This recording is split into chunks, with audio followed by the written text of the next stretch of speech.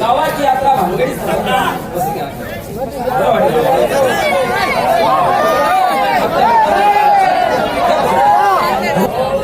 गावाची यात्रा पुढारी संग्राम, गावाची यात्रा भानगडी संग्राम तसं होता कामा नाही. यात्रा म्हणजे यात्रा, यात्रा म्हणजे सगळ्या मुकुटामा पुरावा. काळ पडो, महाकाळ पडो, दुष्काळ पडो, आपल्याकडे पाणी आपले गलंगी सरपंच मंडळी 12 महिन्यात एक दिवस येतो की आपल्या गावाचा उत्सव मनवतात. प्रत्येक भाविक, प्रत्येक माझ्या आया आईच्या चरणी नतमस्तक होत असतात. का म्हणून 12 महिने आपल्याला सुखाचे गेले पाहिजे म्हणून आईच्या चरणी नतमस्तक होत असतात. शिवाभाऊ, आमचे गलंगी सरपंच मंडळी कोणी आज औरंगाबादला असतील, नाशिकला असतील, वझरला असतील, मुंबईला असतील, पण आज ते आपल्या गलंगी गावी आईच्या दर्शनासाठी हजरच असतील. नाशिकने मुंबईने पुन्हा सांगितलं असते गेले.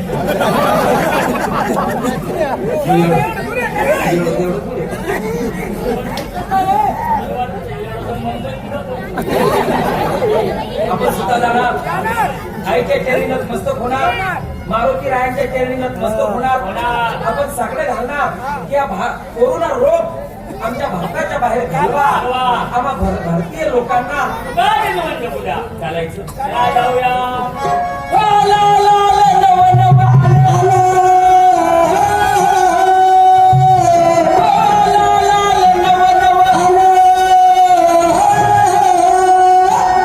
आता जुनं सारं गेलं दादा, नवं नवं आलं. जुनं सारं गेलं दादा, नवं नवं आलं. जुनं सारं गेलं दादा, नवं नवं आलं. जुनं सारं गेलं दादा, नवं नवं आलं.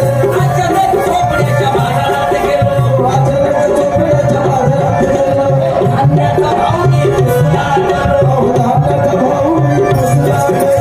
दुकानदार म्हणे रुपयाला 1 किलो, दुकानदार म्हणे रुपयाला 1 किलो. किलोचं नाव ऐकून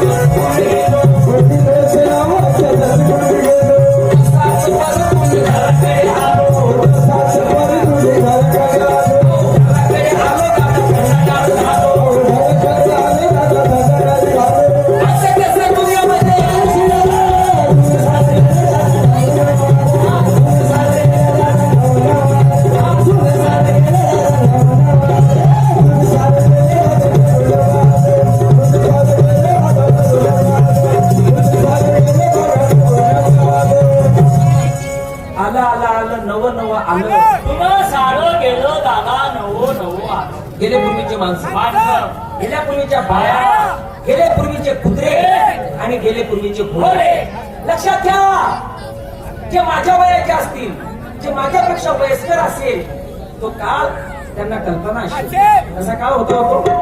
प्रत्येक माझी आई 3:30-4 ला उठायची, तगारी धान्य घ्यायची आणि ती माऊली घेत्यावर दळण दळताना ती माऊली गाणं म्हणे. गाणं कोणता होता ते? रामना नावना, नवराला नावना, भाऊना नावना. अरे ज्याला जप लागत तशी तो बी जपी जाईल अशी त्या माऊल्या गाणं म्हणे. पण ती शब्द, ती ताकद या पीठमा होती. मनीषने आपण 100 वर्ष, 110 वर्ष जगू, कारण की त्या पीठमा पावर होता. ते 40-50 माझा आवराय राहिला.